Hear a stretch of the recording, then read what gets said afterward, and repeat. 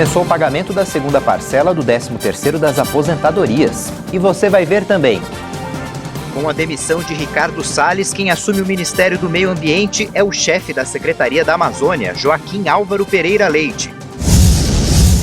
Um prédio desabou parcialmente na Flórida, nos Estados Unidos. Um alerta: bandidos tentam acessar dados bancários de celulares roubados. Uma universidade atende à distância idosos que sofreram quedas nos últimos meses. Você vai ver a partir de agora. Olá, boa tarde. Aposentados e pensionistas do INSS começam a receber hoje a segunda parcela do 13º. O calendário de pagamento segue até o dia 7 de julho. Os primeiros a receber a antecipação do pagamento do abono salarial devem ser os segurados com o benefício com o número final 1 e que ganham até um salário mínimo. Já para os aposentados e pensionistas que recebem acima de um salário mínimo, o pagamento começa no dia 1º de julho. A segunda parcela do 13º deve ter valor menor do que a primeira, já que nela é realizado o desconto de imposto de renda para quem é sujeito ao pagamento. Normalmente, o valor é depositado em agosto e novembro, mas para combater os impactos da pandemia de Covid-19, o governo decidiu antecipar a primeira e a segunda parcelas do abono. Essa mudança vai permitir injetar na economia cerca de 53 bilhões de reais, favorecendo aos beneficiários da Previdência Social e a recuperação econômica. Hoje é o Dia Mundial da Prevenção de Quedas e, para auxiliar no problema, uma universidade de São Paulo oferece assistência remota para idosos que sofreram acidentes. Como uma forma de alertar as pessoas, principalmente idosos, sobre o risco que um tombo representa, a Organização Mundial da Saúde escolheu a data de 24 de junho como Dia Mundial da Prevenção de Quedas. No Brasil, estima-se que há uma queda para 1 em cada 3 indivíduos com mais de 65 anos e que 1 em 20 daqueles que se acidentaram sofre uma fratura ou precisa de internação. Entre os idosos com mais de 80 anos, cerca de 40% caem a cada ano. Além de conscientizar a sociedade para o problema, a Universidade Federal de São Carlos, no interior de São Paulo, oferece assistência gratuita para pessoas acima dos 60 anos em todo o país que sofreram quedas acidentais nos últimos 12 meses. O projeto busca voluntários para oferecer avaliações e atividades físicas e cognitivas para melhorar a coordenação motora, força muscular, equilíbrio, atenção e até a memória. Existe também a possibilidade de atendimento de casos individuais com foco na redução dos fatores de risco para quedas. O programa é oferecido de forma remota, utilizando vídeos e com acompanhamento por telefone. E você pode entrar em contato com os pesquisadores pelo e-mail programamagic, semudo no final, magic@ufscar.br, ou então pelo WhatsApp, código 16 99729 9855. A Caixa paga hoje a terceira parcela do auxílio emergencial para os nascidos no mês de junho. O saque do dinheiro estará disponível a partir do dia 9 de julho. Também recebe hoje quem faz parte do Bolsa Família e tem o NIS com o final 6. O Senado aprovou um projeto que autoriza a produção de vacinas contra a Covid-19 em laboratórios que fabricam produtos veterinários. Os locais devem cumprir todas as normas sanitárias e de segurança determinadas para estabelecimentos que produzem vacinas para humanos. A proposta agora segue para a sanção presidencial. A proposta prevê que as instalações dentro de uma mesma fábrica destinadas à produção, envasamento, etiquetagem, embalagem e armazenamento de produtos veterinários sejam fisicamente separadas das estruturas industriais voltadas ao uso humano.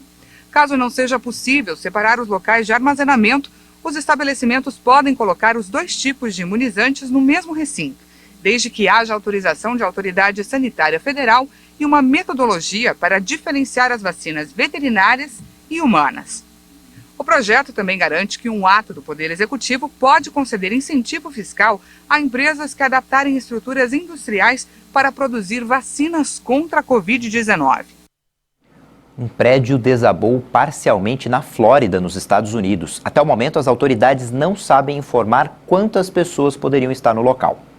Vídeos online mostraram uma grande parte do prédio de 12 andares na cidade de Surfside, ao norte de Miami Beach, reduzido a escombros.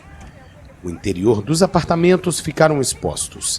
A estação de notícias local, o NBC6, não soube informar quantas pessoas moravam no prédio ou quem estava lá dentro no momento, mas relatou que um menino foi retirado vivo dos escombros. Os serviços de emergência enviaram mais de 80 unidades. A mídia local informou que o prédio foi construído no ano de 1981 e tinha mais de 130 unidades. O governo dos Estados Unidos adotou novas medidas para limitar a circulação de armas de fogo. Hoje o Departamento de Justiça está anunciando a grande repressão contra o fluxo de armas usadas para cometer crimes violentos. É tolerância zero para traficantes de armas que intencionalmente violam as principais leis existentes e regulamentos. Repito, tolerância zero. O democrata confirmou a criação de 5 unidades para enfrentar o tráfico de armas concentradas em Nova York, Chicago, Los Angeles, São Francisco e Washington. As principais cidades americanas registraram 30% mais homicídios em 2020, um dos anos mais mortais em um quarto de século. As unidades vão reunir promotores federais, policiais especializados e representantes locais, com o fim de investigar e desmantelar as redes criminosas. 34 celulares são roubados por hora no estado de São Paulo. E o prejuízo vai além do valor do aparelho. Quadrilhas especializadas conseguem entrar nos aplicativos de bancos e cartões de crédito para fazer saques, empréstimos e compras. A cena é comum no centro de São Paulo. Distraídas, as pessoas teclam ou falam ao celular. Muitos sabem do perigo, mas mesmo assim se arriscam. Você tem medo de ter o celular ou o aparelho roubado? Com certeza. Mesmo assim tá se arriscando? Sim. Só lugares assim bem movimentados, que eu acho mais seguro. Mas é perigoso, você reconhece que é perigoso? Conheço, é perigoso. Não é em todo lugar que eu puxo um celular aqui, porque aqui os meninos tudo trabalha, né? Tô costume de vir aqui. Você tá entendendo? Olha bem. Não, eu olho, com certeza. Na 25 eu não tenho coragem de puxar, e no Brás eu não tenho. Né? Aqui porque aqui é mais tranquilo. No ano passado foram registrados em todo o estado de São Paulo 301 mil roubos ou furtos de celulares. Em média, foram 825 ataques por dia e 34 celulares levados por hora. E esse prejuízo vai além do valor do aparelho. A Polícia de São Paulo investiga a ação de quadrilhas especializadas que usam o telefone para ter acesso a aplicativos de bancos e também de cartões de crédito. E com isso, realizar transferências, saques e compras pela internet. Para isso, a preferência é pegar o celular enquanto a vítima está usando e a tela está desbloqueada. A pessoa que está falando despreocupadamente numa rua, sem prestar atenção no seu entorno, ou alguém está com o seu veículo no trânsito parado, com o aplicativo de rotas, de mapa aberto, isso facilita a ação de marginais que levam imediatamente para receptadores que também já têm os estelionatários que fazem a extração de dados dos celulares. Uma das vítimas foi o vereador de São Paulo, Marlon Russo, o Marlon do Uber. As imagens mostram como o criminoso roubou o aparelho que estava dentro do carro. Como o celular estava aberto, os criminosos tiveram acesso às contas bancárias do vereador e fizeram transferências de R$67 mil. Dinheiro que as vítimas não têm conseguido recuperar. Os bancos alegam que a senha é responsabilidade dos clientes e o sistema de segurança digital não foi violado. Uma posição que não agradou o PROCON. O órgão de defesa do consumidor notificou as instituições financeiras e pediu a criação de uma central de emergência para esse tipo de caso. Para evitar transtornos, o delegado afirma que é preciso agir rápido. Fazer um boletim de ocorrência. Segundo, comunicar o seu banco, que a sua senha, o seu celular, que estava ali com a sua senha registrada, foi furtado ou roubado. Terceiro, comunicar também a operadora de telefone celular. Isso é importante. E quarto, mudar algumas senhas de redes sociais que a pessoa vítima tenha, para impedir, dificultar a ação de estelionatários, de golpistas a partir de dados que existem nos celulares de todos nós. Nossa reportagem conversou com esse técnico, que é especialista em manutenção de celulares. Ele afirma que a preferência dos criminosos é por aparelhos antigos, que têm sistemas de defesa mais frágeis. Mas em algumas situações, os criminosos usam o chip roubado em telefones mais velhos para facilitar o acesso aos dados. Ele, antes de pegar um aparelho desse desbloqueado, automaticamente, se ele for tentar fazer qualquer recurso com o mesmo aparelho, ele vai ter algum tipo de problema. Então, ele substitui o chip do aparelho por um aparelho mais antigo, onde esses aparelhos aqui eles não têm nenhum recurso de rastreamento e fica mais difícil a localização do aparelho. Através desse chip que é colocado em um aparelho antigo, ele consegue estar, por exemplo, pedindo o código de verificação para fazer a alteração da senha de um iCloud num sistema operacional iOS, e do mesmo jeito ele pode fazer isso para o sistema operacional Android, pedindo o código de verificação do Google. O técnico diz que a principal dica para se proteger é não deixar senhas salvas no celular e nem dados pessoais nos blocos de anotação do aparelho. Nunca deixar senha automática, sempre você anotar as senhas dos seus aplicativos que você mais usa, aplicativo de banco, sempre em um caderno onde você deixa guardado em casa, e ali que você precisar utilizar de determinado recurso, você vai lá no seu caderno, procura a senha, anota num papel, deixa separado no bolso, mas nunca deixar anotado no celular, em bloco de notas, esse tipo de coisa. Depois do intervalo, você vai ver quem é o novo ministro do Meio Ambiente depois da demissão de Ricardo Salles. A gente volta já.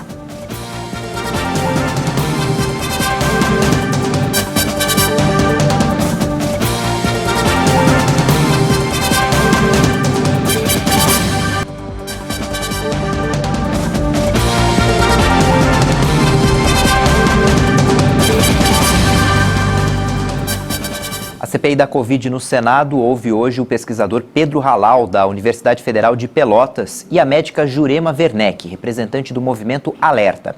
Esses depoimentos foram adiantados pelo presidente da CPI, o senador Omar Aziz. O pesquisador Pedro Halal disse que muitas vidas poderiam ter sido poupadas nessa pandemia se tivessem medidas e posições diferentes das que foram tomadas pelas autoridades no enfrentamento da doença. 145 mil que poderiam ter sido evitadas se nós tivéssemos comprado a vacina na primeira oferta da Pfizer e na primeira oferta da Coronavac. E aí, senhor senador, eu só quero ressaltar isso que é muito importante. Essa conta que eu apresento da Pfizer e da Coronavac é baseada nos depoimentos que foram dados aqui na CPI. A médica Jurema Werneck, representante do movimento Alerta, propôs a criação de uma Frente Nacional de Enfrentamento à Pandemia no Brasil, com um plano de responsabilização e reparação pelas perdas causadas pela Covid-19. Responsabilização daqueles que deixaram de fazer o que era necessário, daqueles que deixaram de cumprir o seu dever, e também de reparação. Falamos de reparações individuais, as famílias, mas principalmente reparação coletiva. A sociedade brasileira precisa encontrar forma de reparar o dano que foi causado pelo descontrole da pandemia. Todo mundo tem o dever e tem o que contribuir para salvar as vidas no Brasil. Precisamos garantir, a partir dessa liderança, a implementação consistente das medidas não farmacológicas para a redução da transmissão, porque vimos nos estudos de excelência, que eu trouxe aqui como exemplo, que isso pode fazer a diferença, pode reduzir em até 40% a morte. A CPI da pandemia vai investigar o contrato de compra da vacina Covaxin. Os senadores aprovaram um requerimento de quebra de sigilo com relação à aquisição de 20 milhões de doses da vacina indiana. O contrato foi intermediado pela Precisa Medicamentos e custaria 1 bilhão e 600 milhões de reais. Segundo os senadores, um valor 11 vezes mais alto do que o previsto inicialmente. A denúncia foi feita pelo deputado federal Luiz Miranda, irmão do diretor do Ministério da Saúde, Luiz Ricardo Fernando Miranda. O deputado disse à imprensa que levou ao presidente Jair Bolsonaro provas contundentes de que havia irregularidades na compra da vacina. O ministro-chefe da Secretaria-Geral da Presidência, Onyx Lorenzoni, informou que o presidente Bolsonaro determinou a abertura pela Polícia Federal de uma investigação para apurar as afirmações do deputado Luiz Miranda. Lorenzoni disse que o governo vai instaurar um procedimento administrativo disciplinar contra o irmão do deputado Luiz Miranda, que é servidor do Ministério da Saúde, e propor à Procuradoria-Geral da República que o parlamentar seja investigado. Onyx ainda afirmou que não houve sobrepreço nem irregularidades na negociação pela Covaxin. Com o pedido de exoneração de Ricardo Salles, Joaquim Álvaro Pereira Leite assume a chefia do Ministério do Meio Ambiente. Nomeado como novo primeiro-ministro do Meio Ambiente, Joaquim Álvaro Pereira Leite atua no ministério desde julho de 2019. Ele estava na Secretaria da Amazônia e Serviços Ambientais e na Secretaria de Florestas e Desenvolvimento Sustentável desde abril de 2020. Também foi diretor do Departamento Florestal. Antes de ingressar no Ministério do Meio Ambiente, Leite foi conselheiro entre 1996 e 2019 na Sociedade Rural Brasileira, uma das organizações que representam o setor agropecuário. Depois de 2 anos e 6 meses, o ex-ministro Ricardo Salles pediu para que Bolsonaro o exonerasse do cargo. Em seu breve discurso, Salles disse que cumpriu as orientações do presidente Jair Bolsonaro. Orientação essa que foi equilíbrio entre desenvolvimento econômico e preservação do meio ambiente, cuidado com todos os aspectos daquele ministério, ao mesmo tempo respeito também ao setor privado, ao agronegócio, ao produtor rural brasileiro, aos empresários de todos os setores, de mineração, imobiliário, setor industrial. Ricardo Salles enfrenta um processo no Supremo Tribunal Federal em que é acusado de relação com um esquema de desvio de madeira ilegal. O Supremo Tribunal Federal entendeu que o ex-juiz Sérgio Moro foi parcial ao julgar o ex-presidente Lula no processo do Triplex no Guarujá, no litoral paulista. Por 7-4, o tribunal confirmou ontem uma decisão da segunda turma de abril que decretou a suspeição de Moro nesse caso, em que o petista inclusive foi condenado à prisão. Com a decisão, todas as medidas tomadas pelo ex-magistrado no julgamento do ex-presidente Lula serão anuladas e o processo terá que ser retomado do zero na Justiça Federal de Brasília, para onde o processo foi transferido em abril desse ano. O Brasil bateu um novo recorde de casos de Covid em 24 horas. Foram mais de 115 mil. O Brasil registrou mais 2.392 mortes pela Covid-19 de um dia para o outro. O total é de 507.109 vítimas da doença. Também em 24 horas foram confirmados mais 115.228 novos casos. É o maior número desde o início da pandemia. E com isso, mais de 18.169.000 diagnósticos já foram registrados. A média móvel de mortes no país é de 1.917 vítimas por dia. A variação foi de mais 9% e indica tendência de estabilidade nos óbitos. A média móvel de casos, que está em 77.328 confirmações diárias, indica tendência de alta, com um aumento de 31% em relação aos diagnósticos registrados na média há 2 semanas. Na variação da pandemia por regiões, podemos perceber agora que 3 estados registraram alta nas mortes: Minas Gerais, Paraná e São Paulo. Em estabilidade estão 13 estados: Alagoas, Bahia, Goiás, Maranhão, Mato Grosso, Paraíba, Piauí, Rio de Janeiro, Rio Grande do Sul, Roraima, Santa Catarina, Sergipe e Tocantins. 10 unidades da federação registram queda: Acre, Amapá, Amazonas, Ceará, Distrito Federal, Espírito Santo, Mato Grosso do Sul, Pará, Pernambuco e Rio Grande do Norte. O estado de Rondônia não atualizou os dados. E o Brasil já aplicou mais de 92.780.000 doses de vacinas contra a Covid. Segundo o Ministério da Saúde e as secretarias estaduais de saúde, 67.890.000 brasileiros foram vacinados com a primeira dose. Hoje a gente passa de 68 milhões. Isso equivale a 32,6% da população. E mais de 24.890.000 pessoas, ou 11,7% da população, receberam a segunda dose. De um dia para o outro foram aplicadas 1.683.000 doses de vacinas contra a Covid. Os moradores de Hong Kong fizeram fila para comprar a última edição do jornal pró-democracia Apple Daily, que sofreu pressões do governo da China até anunciar o fim das vendas. O fim do periódico é visto como o mais recente ataque às liberdades que os habitantes da ex-colônia britânica desfrutaram até agora. A edição de Taiwan, que vai continuar normalmente, e a de Hong Kong, agora extinta, pertencem ao empresário de Milai, atualmente preso por sua participação nas manifestações pró-democracia de 2019 em Hong Kong. So I bought this newspaper because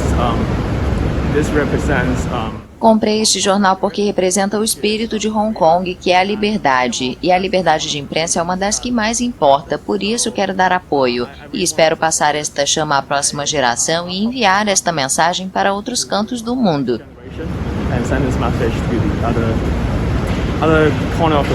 It pretty much stands for Hong Kong people in a lot of ways, I guess.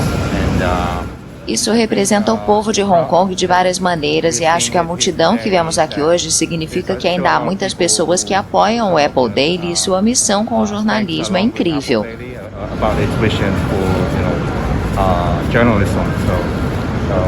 It's pretty amazing. De acordo com a polêmica Lei de Segurança Nacional, aprovada no ano passado pela China, a redação do jornal foi alvo de uma enorme operação. 5 executivos importantes foram presos e os bens do Apple Daily foram congelados. Hong Kong é uma sociedade governada por lei, não um paraíso onde a lei não existe. Liberdade de imprensa não é uma carta de impunidade e não há direito extralegal para pessoas que são anti-China e causam transtornos em Hong Kong. A China impôs esta lei a Hong Kong em 2020 após as massivas manifestações pró-democracia de 2019. O novo regulamento silencia vozes críticas e muda o contexto político e judicial da cidade. Ontem o craque português Cristiano Ronaldo marcou 2 gols no empate da seleção portuguesa contra a França e atingiu mais um recorde na carreira. Eleito 5 vezes o maior jogador do mundo pela FIFA, aos 36 anos de idade, Cristiano Ronaldo bateu mais um recorde. Com os 2 gols marcados na partida contra a França, o português chegou aos 109 gols com a camisa da seleção e se igualou ao iraniano Ali Daei como o maior artilheiro de uma seleção nacional de todos os tempos. Mais uma marca histórica na carreira do português, que também é o maior artilheiro da Liga dos Campeões, do Real Madrid, da seleção portuguesa e até mesmo da história do futebol, com 783 gols em jogos oficiais, ultrapassando o Rei Pelé. A seleção de Portugal enfrenta a Bélgica no próximo domingo pelas oitavas de final da Eurocopa, e Cristiano Ronaldo vai ter a chance de se isolar de vez como o maior artilheiro de seleções. E com o fim da fase de grupos, os confrontos das oitavas de final da Eurocopa foram definidos. Vamos mostrar agora quais vão ser esses jogos. A seleção de Portugal, que é a atual campeã europeia, vai enfrentar a Bélgica. A Itália, dona da melhor campanha até aqui, enfrenta a Áustria. A França, que é a atual campeã mundial, pega a Suíça. A Croácia enfrenta a Espanha. Suécia joga com a Ucrânia. Tem clássico de campeões Inglaterra e Alemanha. A Holanda vai enfrentar a República Tcheca e País de Gales joga contra a Dinamarca. A fase de oitavas de final da Eurocopa começa já no sábado. Essa edição fica por aqui na internet, no YouTube você pode rever as nossas reportagens. Daqui a pouco tem outras informações com a Juliana Dariva. Tchau, boa tarde.